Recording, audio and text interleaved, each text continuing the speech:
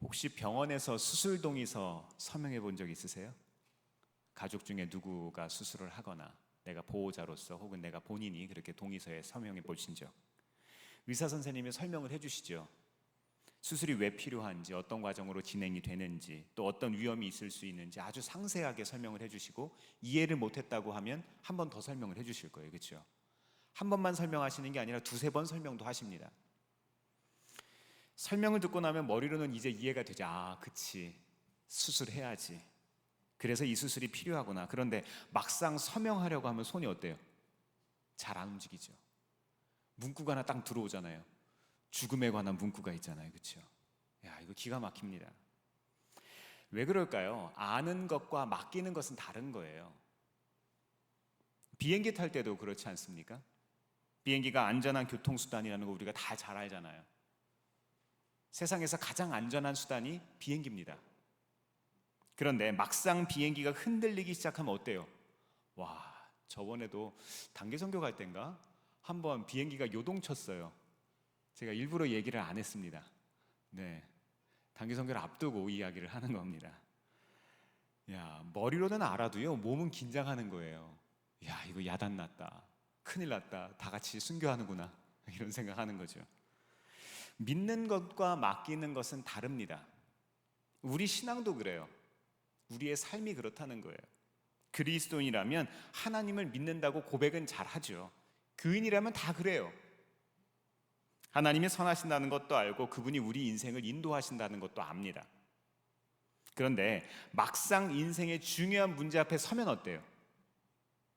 진짜 그 사람의 신앙의 모습을 찾아볼 수 있는 거예요. 그때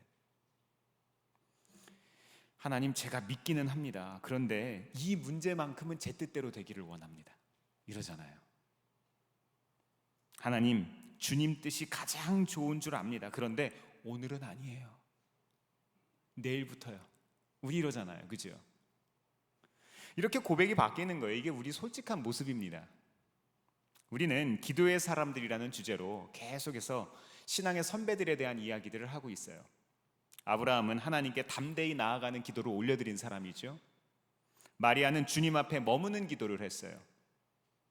또 야곱은 인생의 문제 앞에서 씨름했잖아요. 씨름하면서 기도하는 거예요. 또 한나는 내 마음을 다 쏟아놓고 기도하는 거예요. 그리고 히스기야는 두려운 현실을 하나님 앞에 펼쳐놓고 기도했어요. 이 외에도 많은 사람들이 있었죠. 오늘은 이 모든 기도의 중심이, 또 이 모든 기도의 결론이 되는 한 분을 소개하려고 합니다. 누구예요? 예수 그리스도. 예수 그리스도를 소개해 드리려고 해요. 예수님께서는 십자가를 앞두고 겟세마네 동산에서 기도하셨죠. 기도의 모범을 보여주신 거예요. 오늘 말씀을 통해서 우리도 예수님의 기도를 배울 수 있기를 바랍니다. 자, 오늘 말씀을 통해서 주시는 첫 번째 기도의 깨달음은 뭘까요? 무거운 마음도 기도가 돼요. 우리의 무거운 현실도 기도가 됩니다. 누가복음 22장 39절에서 42절 중반부 말씀 한번 읽어보겠습니다. 시작.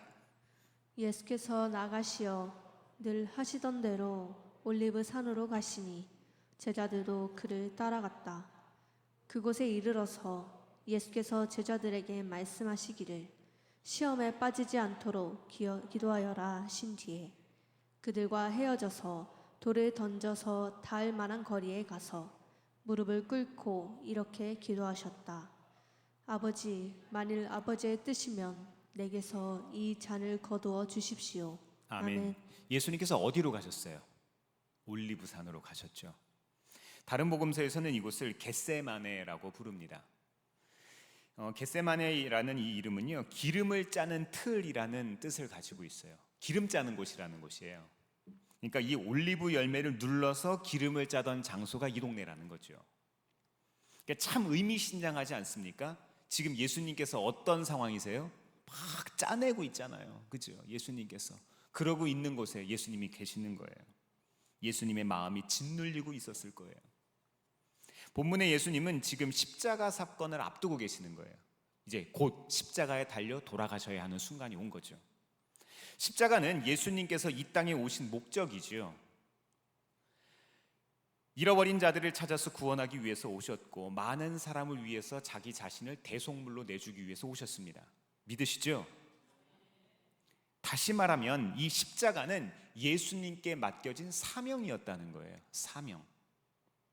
여기서 사명이라는 말을 잠깐 정리할 필요가 있습니다. 우리는 대개 사명이라고 하면 선교사가 되거나 목회자가 되는 것을 생각합니다. 이런 종교적인 헌신을 떠올려요. 혹은 남들이 끄덕일 만한 큰 희생을 하는 사람들을 가리켜서 사명자다 이렇게 이야기를 합니다. 물론 그것도 사명이죠.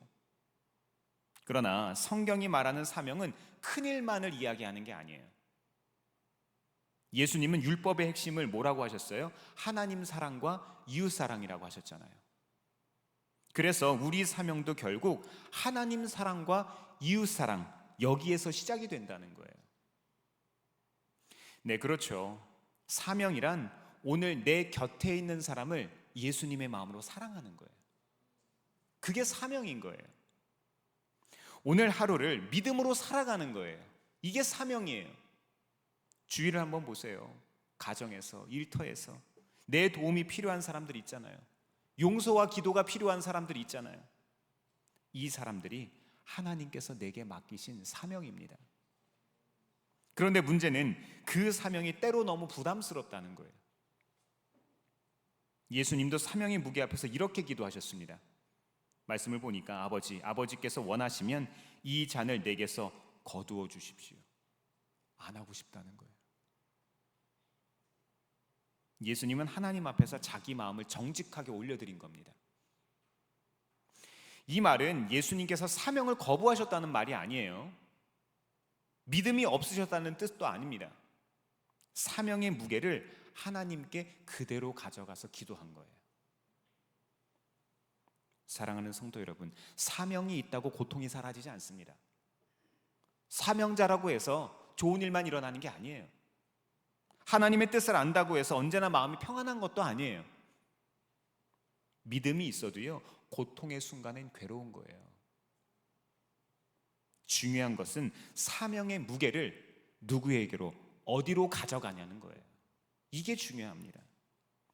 심리학자 브레네 브라운이라는 사람이 있는데 이 사람이 테드 강연에서 이런 이야기를 합니다. 그 미국판 세바시 같은 거거든요. 사람과 사람이 진짜 연결되기 위해서는 완벽한 모습만 보여주면 안 된대요. 오히려 자기의 연약함과 두려움을 인정할 때, 이것을 다른 사람들과 쉐어할 때 진정한 관계가 시작되더라는 거예요. 그런데 우리는 너무 괜찮은 척하면서 살아요. 아프면서 괜찮은 척하고, 두려우면서 담대한 척하고, 흔들리면서 믿음 좋은 척하잖아요. 그런데 하나님 앞에서는 그렇게 하지 않아도 됩니다. 그럴 필요가 없어요. 겟세마네에서 예수님은 아버지 앞에 당신의 마음을 숨기지 않으신 거예요. 아버지, 이 잔을 내게서 거두어 주세요. 그 영적인 단절의 경험을 안 하고 싶으신 거예요. 창세 전부터 하나님, 그 하나님과 하나로 살았던 그 존재가 갈라지는 그 영적 단절의 경험을 안 하고 싶은 거예요. 기도는 완벽한 모습으로 하나님 앞에 서는 시간이 아닙니다. 맡겨진 자리에 무게에 눌린 내 진짜 마음, 내 진짜 문제를 하나님 앞에 가져가는 거예요. 회개라는 게 뭐예요? 나를 돌아보고 내가 할 수 없다는 것, 이것을 고백하는 거 아니에요? 하나님, 이 자리가 무겁습니다.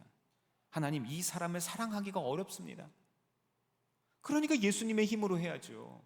주님이 주시는 힘 가지고 해야죠. 하나님, 제 마음이 흔들립니다. 우리는 이렇게 기도할 수 있습니다. 사랑하는 성도 여러분, 내게 맡겨진 자리가 무겁다면 숨기지 마세요. 숨길 필요 없습니다. 그 무게를 하나님께 가져가길 바랍니다. 하나님께 가져가면 그 모든 상황도 기도가 되는 거예요. 두 번째로, 오늘 말씀을 통해서 주시는 기도에 대한 깨달음은 뭘까요? 내 뜻보다 더 큰 뜻이 있어요. 하나님의 뜻은 우리의 뜻보다 큽니다. 누가복음 22장 42절 말씀 같이 한번 읽어보겠습니다. 시작. 아버지, 만일 아버지의 뜻이면 내게서 이 잔을 거두어 주십시오. 그러나 내 뜻대로 되게 하지 마시고 아버지의 뜻대로 되게 하여 주십시오. 아멘. 이 말씀이 겟세마네 기도의 중심인 거예요. 예수님이 이 잔을 내게서 거두어 달라고 말씀하셨는데 이 예수님은 괜찮은 척하지 않으셨지만 분명하게 이야기를 하고 계세요. 그러나 내 뜻대로 하지 마시고 아버지 뜻대로 되기를 원합니다. 중요한 거는요, 예수님께서 사명을 내 뜻 안에 가두지 않았다는 거예요. 내 바람, 내 소망, 내 야망에 가두지 않았다는 거예요. 그런데 우리는 어떻습니까? 하나님의 뜻을 내 뜻 안에 가두죠. 하나님의 일을 하면서 내 방식대로 되기를 원하잖아요. 하나님의 때를 고백하면서도 내 시간표가 아니면, 하나님의 시간표가 이루어져야 하는데 내 시간표가 아니면 싫어하잖아요. 사명도 내가 원하는 정도까지만 감당합니다. 물론 우리의 뜻을 구하는 게 나쁜 것은 아니죠. 예수님도 자기 뜻을 말씀하셨잖아요. 병이 낫기를 원하는 것, 자녀가 잘 되기를 원하는 것, 좋은 직장에 들어가는 것, 가정이 평안하기를 원하는 것, 교회가 회복되고 성장하기를 원하는 것, 모두 하나님께 말씀드릴 수 있어요. 그렇게 기도해야죠. 하지만 문제는 뭐예요? 그 다음이에요. 그래서 뭐? 그래서 어떻게? 그래서 왜? 라는 질문이 있어야 한다는 거예요. 이 다음까지 가지 못하고 거기에서 끝나면 이건 사명 아닙니다. 그냥 기복주의지요. 종교적인 신앙이지요. 내 뜻을 말한 뒤에 내 뜻보다 크신 그분의 뜻 안으로 들어가야 되는 거예요. 신앙의 성숙은 여기에 있습니다.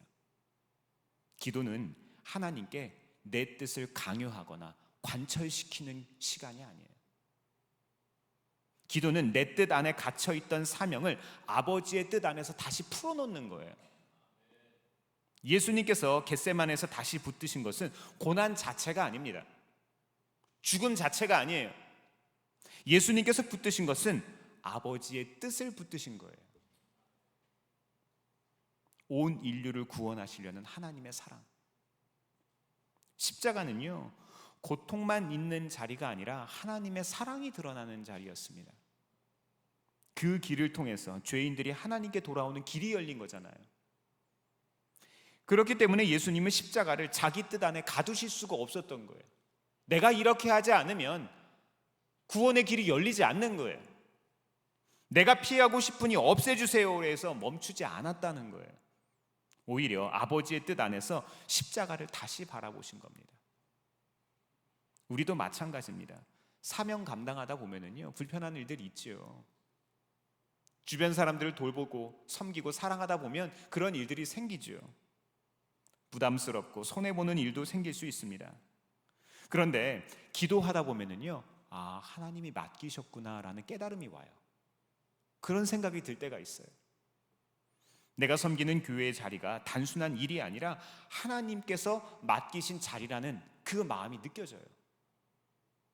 내가 견디고 있는 그 관계가 단순한 고통이 아니라 하나님께서 보내주신 사람이라는 그런 느낌이 들어요. 기도는 내 뜻보다 큰 뜻이 있음을 보게 합니다. 그것을 느끼게 하는 거예요. 기도하는 사람은요, 내 방식보다 더 크신 하나님의 방식을 신뢰할 수밖에 없어요. 주님의 마음을 깨닫는 거니까.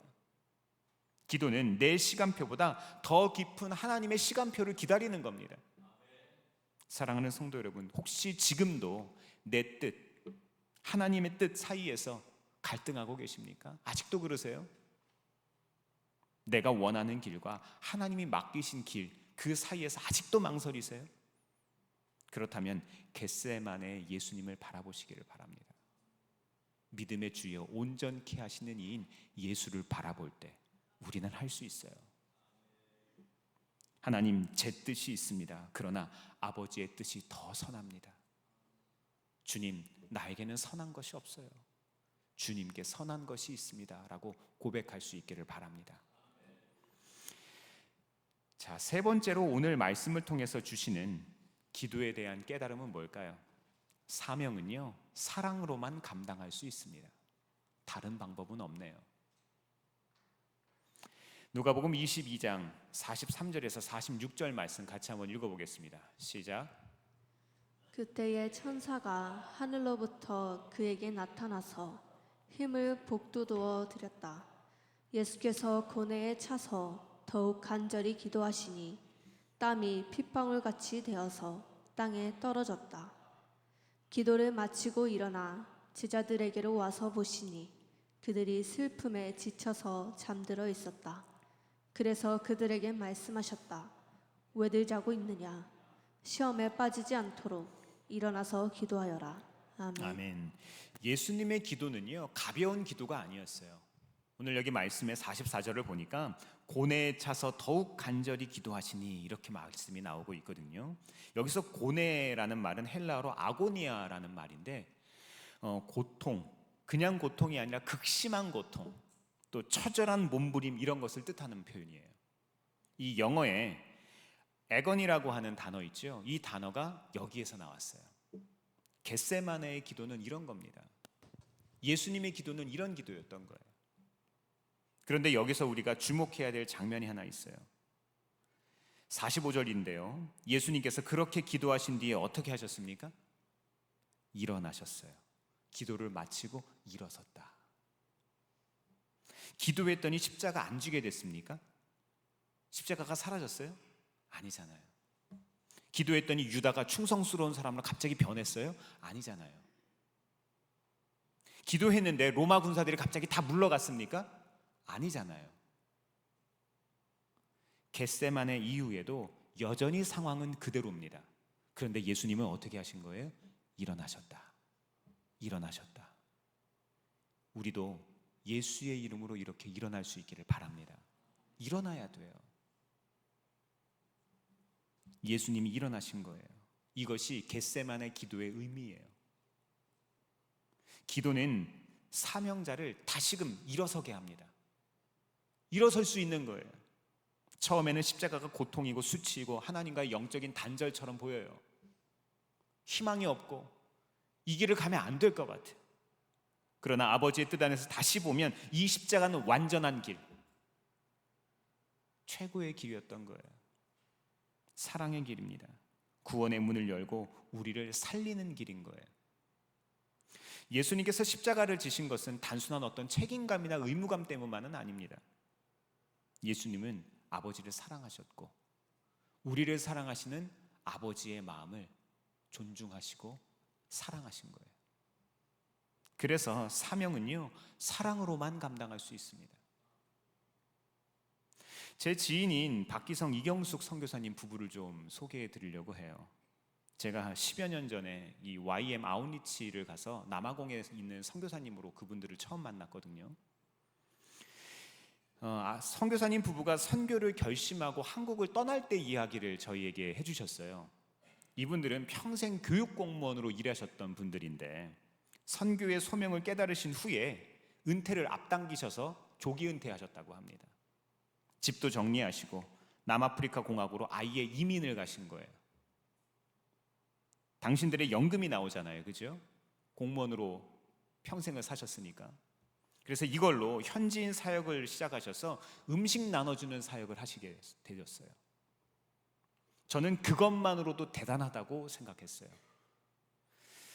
노년에 익숙한 한국을 떠나서 낯선 땅에서 살아간다는 자체가 어렵잖아요, 그죠? 더구나 언어도 쉽지 않았습니다.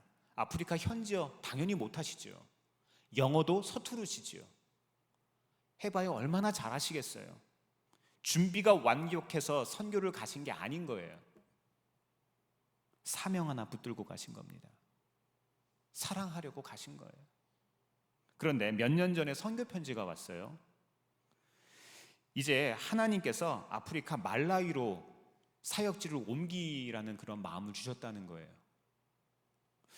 우리가 보기에는, 제가 보기에는 지금도 충분히 열악한데, 지금도 충분히 위험하고 어려운데, 아니 말라위를 왜 가? 가장 가난한 나라, 여기를 왜 가냐고요. 우리에게는 열악해 보였던 남아공이 이분들에게는 현지 적응 기간이었대요. 참, 두 분의 마음에 품고 있던 진짜 선교지는 가장 가난한 땅이었던 거예요. 지금 두 분은 그곳에서 신학교 사역을 돕고요, 우물 파는 사역을 합니다. 또 학교 사역하면서 현지인들을 섬기고 계세요. 여전히 언어는 서툴러요. 여전히 많은 것들이 어렵습니다. 그런데 가끔씩 오는 편지를 읽다 보면 전혀 힘들어 보이지 않으세요?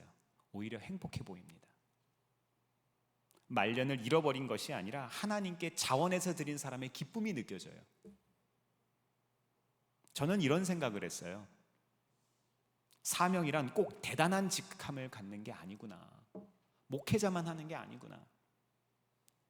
내가 할 수 있는 사랑을 가지고 하나님이 보내신 자리로 가는 거예요. 부족해도 서투르고 내가 조금 모자라도 하는 거예요. 하나님이 맡기신 사람들을 사랑하기 위해서 한 걸음 내딛는 것, 그게 사명인 거예요. 그게 사랑인 거예요. 그렇습니다. 사명은 사랑이 없으면 짐이 돼요. 사랑이 빠진 섬김은 의무가 되고요, 사랑이 빠진 신앙생활은 종교생활이 될 수밖에 없어요. 하지만 사랑이 있으면 낯선 땅도 섬김의 자리가 됩니다. 서툰 언어도 복음의 통로가 되는 거예요. 나이 들었다고 가진 것이 없다고 말씀하지 마세요. 안 된다고 말씀하지 마세요. 사랑만 있으면 우리 인생의 말년도 쓰임받을 수 있습니다. 가진 것이 없어도 쓰임받을 수 있어요. 그래서 우리에게 기도가 필요합니다. 기도하면 잊고 있던 사랑이 회복됩니다.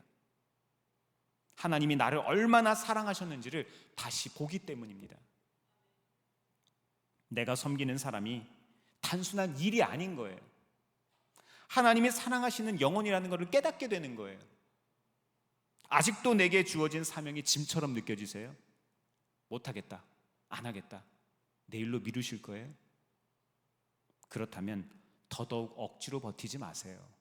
우리가 버틴다고 해결되는 게 아닙니다. 기도의 자리로 나아갈 수 있기를 바랍니다.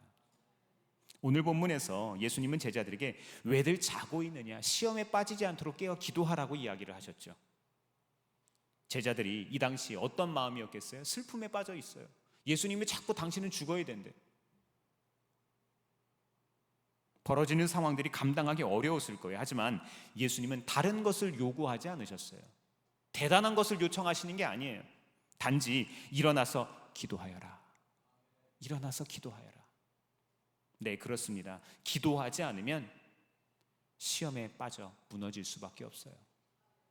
기도하지 않으면 내 뜻이 하나님의 뜻보다 커지기 때문입니다. 말씀을 정리합니다. 오늘 우리는 예수님의 겟세마네 기도를 나누고 있죠. 겟세마네는 예수님께서 가장 중요한 사명을 앞두고 기도하신 자리였습니다. 여러분도 인생의 중요한 순간들을 지나가고 계시잖아요. 그곳에서 예수님은 맡겨진 사명의 무게를 외면하지 않으셨어요. 도망가지 않으신 거예요.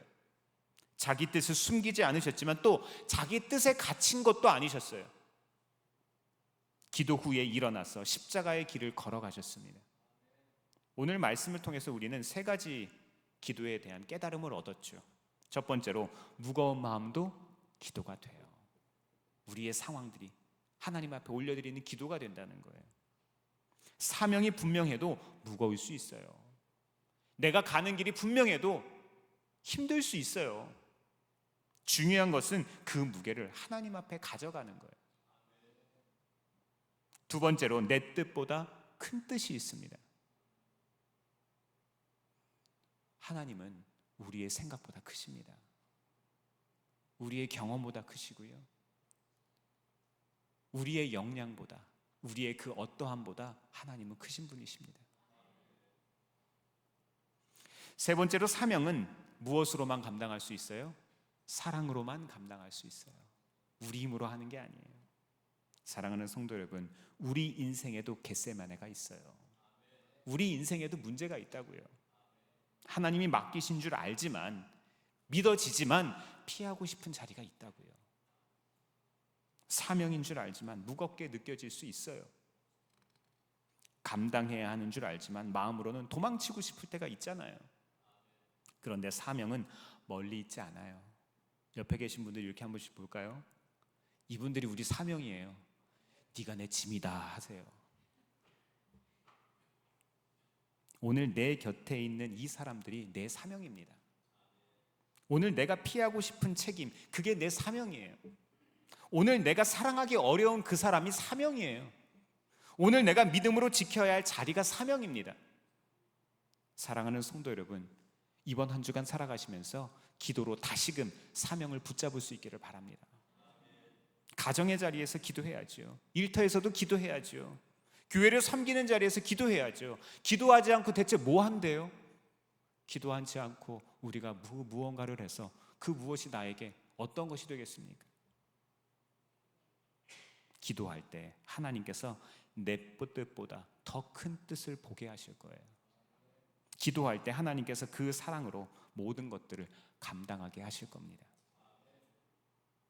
이번 한 주간 살아가시면서 사랑으로 사명 감당하는 기도의 사람들 되시기를 주의 이름으로 축원합니다. 기도하겠습니다. 사랑하는 주님,